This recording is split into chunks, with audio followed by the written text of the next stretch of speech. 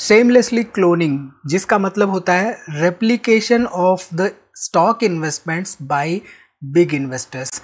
मोहनीश पाबराई जी, जो कि एक इंडियन अमेरिकन इन्वेस्टर हैं, उनका ये अनअपोलोजेटिक तरीका स्टॉक्स को क्लोन करने का, और वो स्टॉक्स जिनमें कि बड़े इन्वेस्टर्स ने इन्वेस्टमेंट कर रखा हो, जिनका एक प्रूवन ट्रैक रिकॉर्ड हो और उनका एक डीप रिसर्च बेस भी हो। तो मोहनीश पाबराई जी ने कॉन्सेप्चुलाइज किया है शेमलेस क्लोनिंग को। तो इस छोटी सी वीडियो में हम बात करेंगे इसी छोटे से कॉन्सेप्ट पर। नमस्कार दोस्तों, मैं उमेश त्रिपाठी आपका स्वागत करता हूं स्टॉक फॉर रिटेल पर, स्टॉक मार्केट से जुड़ी एक नई जानकारी के साथ। तो क्लोनिंग की बात जब भी आती है तो एक तरह से वो कॉपिंग होती है। देखिए, हमारे हिंदी में एक कहावत है कि नकल करने के लिए अकल की भी जरूरत होती है। तो हम क्लोनिंग के डिस्कशंस की शुरुआत करने से पहले आपको ये बता दें कि हमें पता होना चाहिए कि हम किन्हें क्लोन कर रहे हैं, क्यों क्लोन कर रहे हैं और हमारा मोटिव क्या है, ये हमें पता होना चाहिए। तो चलिए डीप डाइव करते हैं इस वीडियो में। ओके, तो मैंने यहाँ पे क्या किया है, टॉप 5 इन्वेस्टर्स जो हैं उनकी एक लिस्ट बनाई है, इनके नेटवर्थ के हिसाब से और इनके इन्वेस्टमेंट स्टाइल के हिसाब से। अब as per certain SEBI rules, अगर किसी कंपनी में किसी इंडिविजुअल इन्वेस्टर ने 1% या उससे ज़्यादा की शेयर होल्डिंग ली है, यानी कि उनमें इन्वेस्टमेंट किया है, उनके पास 1% या उससे ज़्यादा का होल्डिंग है, तो ऐसे में कंपनी को वो शेयर होल्डिंग इंफॉर्मेशन अपने क्वार्टरली शेयर होल्डिंग पैटर्न्स में डिस्क्लोज करनी पड़ती है।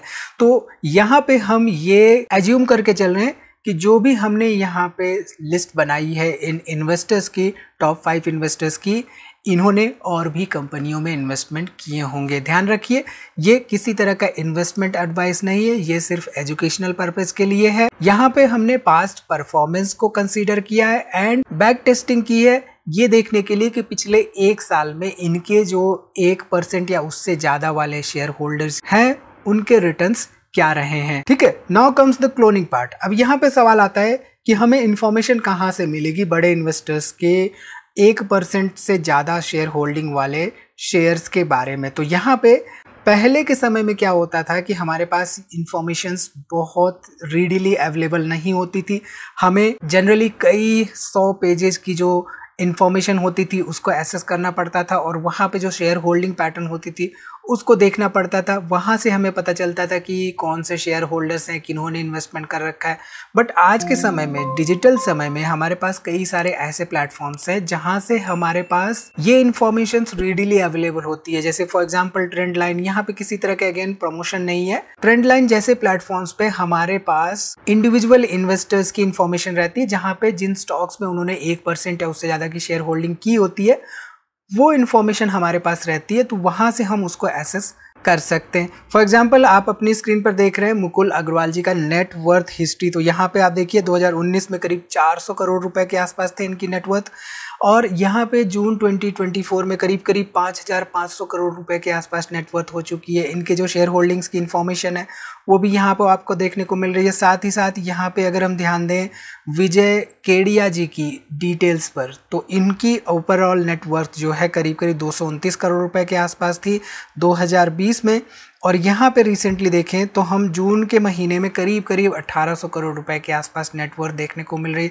तो ये इन्फॉर्मेशन आप एक्सेस कर सकते हैं, और इस इन्फॉर्मेशन को अगर आप ध्यान से देखेंगे तो आपके पास कुछ ऐसी भी कंपनियां दिखेंगी जिन्होंने कि पास्ट में रिटर्न्स ना के बराबर दिए हैं, और कुछ ऐसी भी कंपनियां दिखेंगी जिन्होंने कि नेगेटिव रिटर्न्स भी दिए हैं। तो यहाँ पे हमने एक सिंपल सा क्राइटेरिया लिया है, हमने 1%, 1.5% जो है शेयर होल्डिंग वाली कंपनियों को यहाँ पे फिल्टर आउट किया है। हमने ऐसी कंपनियों को लिस्ट में लेने की कोशिश की है जिनमें की शेयर होल्डिंग इन इन्वेस्टर्स की 2%, 3% से ज्यादा हो। ठीक है, तो इससे हम बेसिकली क्या कर रहे हैं कि इनकी जो ओवरऑल इन्वेस्टिंग आइडियोलॉजीज है उनको 100% कॉपी नहीं कर रहे हैं। अब हमने कहा था राइट, नकल भी अकल के साथ होनी चाहिए। तो यहाँ पे क्लोनिंग डज नॉट मीन कि उठाया और चिपका दिया। क्लोनिंग का मतलब ये है कि इनकी इन्वेस्टमेंट्स आइडियोलॉजी जो हैं उनको क्लोन करना और अपने फिल्ट्रेशन क्राइटेरियाज लगाना, ताकि हम ये समझ सकें कि जिन कंपनीज में ये इन्वेस्टमेंट कर रहे हैं उन कंपनीज के बारे में इनकी ओवरऑल सोच क्या है। तो फॉर एग्जांपल मान लीजिए किसी ने अगर 200 करोड़ रुपए स्टॉक मार्केट में इन्वेस्टमेंट कर रखे हैं, तो उस 200 करोड़ में उसके लिए 1 करोड़ किसी कंपनी में इन्वेस्टमेंट करना छोटी सी बात होगी। तो ऐसे में हमें ये देखना होगा कि 1 करोड़ जहाँ पे इन्वेस्टमेंट कर रखे हैं उसकी बैकग्राउंड क्या है, उसके बारे में थॉट प्रोसेस क्या है उन इन्वेस्टर महाशय का। फिर उसके बाद हमें उससे फिल्टर आउट कर देना होगा। हमें ये देखना होगा कि उसमें 10 करोड़ या 15 करोड़ किस कंपनियों में उन्होंने इन्वेस्टमेंट कर रखा है, क्योंकि जहाँ पे वो ज़्यादा पैसा इन्वेस्टमेंट करेंगे ऑब्वियसली उसके बारे में आइडियोलॉजी उनकी क्लियर होगी। तो ऐसे हमें पता चलेगा कि हमें उनकी आइडियोलॉजी समझने में आसानी हो जाएगी। ठीक, अब यहाँ पे ये समझते हैं कि जो हमारे मोहनीश पाबराई जी हैं उनकी जो शेमलेस क्लोनिंग टेक्निक है उसको हम कैसे अप्लाई करें। तो यहाँ पे सिंपली हमें जो बड़े इन्वेस्टर्स हैं भारत में, जैसे कि आप अपनी स्क्रीन पे देख रहे हैं, टॉप 5 हमने यहाँ पे पोस्टुलेट कर रखे हैं, इनको सेलेक्ट करना है। इनकी ओवरऑल होल्डिंग्स को हमें देन ट्रैक करना है। नंबर 2 स्टेप जो है उस पे हमें इनकी जो होल्डिंग्स है उनको ट्रैक करना है और वहां से 2-3% से ज़्यादा जिनमें इनकी शेयर होल्डिंग हो, हमें उन कंपनियों को, उन स्टॉक्स को ट्रैक करना है। अब यहाँ पे क्लोनिंग डज नॉट मीन कि जहाँ जहाँ इन्होंने 2-3% से ज़्यादा इन्वेस्टमेंट कर रखे हैं हम भी वहाँ इन्वेस्टमेंट कर दें, ऐसा नहीं करना है। कुछ हमें अपना भी वहाँ पे तड़का लगाना है, कुछ हमें वहाँ पे अपना भी क्राइटेरिया इस्तेमाल करना है। तो वो 2 इंपॉर्टेंट क्राइटेरिया आगे हम डिस्कस करेंगे। सो मोर इम्पोर्टेंटली हमें उनका जो कॉन्विक्शन है behind investing in 3 to 5% share holding वो समझने की जरूरत है एंड ओवरऑल उनकी आइडियोलॉजी को समझने की जरूरत है। सो ब्लाइंडली कॉपी पेस्ट नहीं करना है। ठीक, इसके साथ ही साथ रिसेंटली जिन शेयर्स में उन्होंने सेलिंग की है या अपना स्टेक बढ़ाया है, हमें उसकी इंफॉर्मेशन भी एक्सेस करनी है। ठीक है, अब यहाँ पे आती है स्टेप नंबर 4 जो कि मोस्ट इंपॉर्टेंट स्टेप है। यहीं पे हम सबसे बड़ी गलती कर देते हैं कि हम वेट नहीं कर पाते, हम इंतजार नहीं कर पाते। जो भी एक वैल्यू इन्वेस्टर होता है उसे क्लोनिंग के समय मार्जिन ऑफ सेफ्टी भी ध्यान में रखना चाहिए। तो मान लीजिए किसी एक्स कंपनी में, मिस्टर एक्स जो कंपनी है उस कंपनी में हमारे विजय केडिया जी ने इन्वेस्टमेंट कर रखा है, हमने क्लोनिंग के तहत उसमें इन्वेस्टमेंट करने का डिसाइड किया।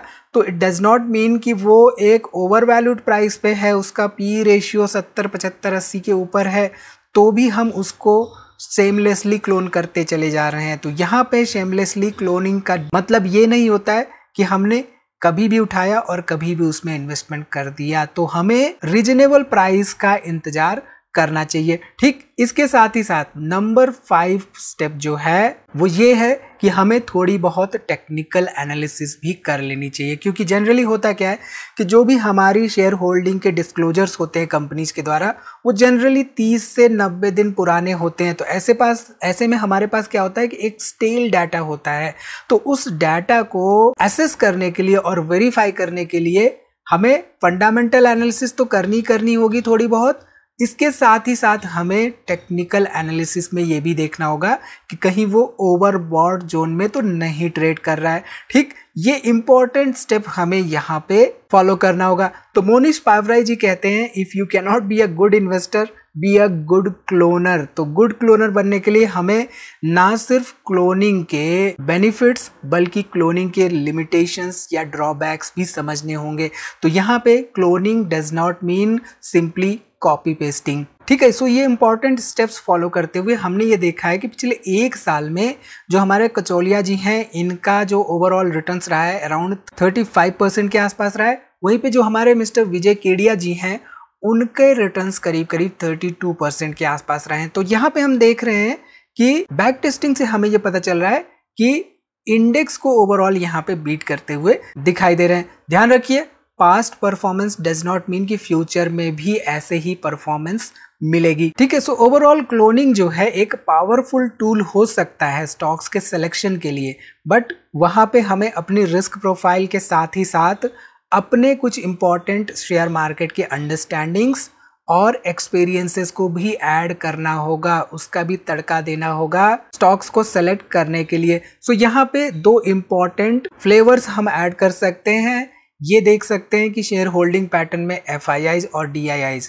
एटलीस्ट 3-4% या उससे ज़्यादा हो एंड सेकेंड इंपॉर्टेंट यहाँ पे फ्लेवर हो सकता है कि प्रमोटर शेयर होल्डिंग एटलीस्ट 40% या उससे ज़्यादा हो, उनकी शेयर होल्डिंग की प्लेजिंग ना हो रखी हो। तो all in all shamelessly cloning एक स्ट्रॉन्ग टूल है, बट इनके अपने लिमिटेशंस भी हैं। तो इस छोटी सी वीडियो में इतना ही दोस्तों। आई थिंक उम्मीद है यहाँ से आपको कुछ सीखने को मिला होगा। वीडियो पर लाइक बटन प्रेस करना ना भूलिएगा, जस्ट इन केस अगर आपको यहाँ पे कुछ ना कुछ सीखने को मिला है। दोस्तों में शेयर करिए। मिलते हैं अगली वीडियो में। अंटिल देन आप अपना बहुत ख्याल रखिए।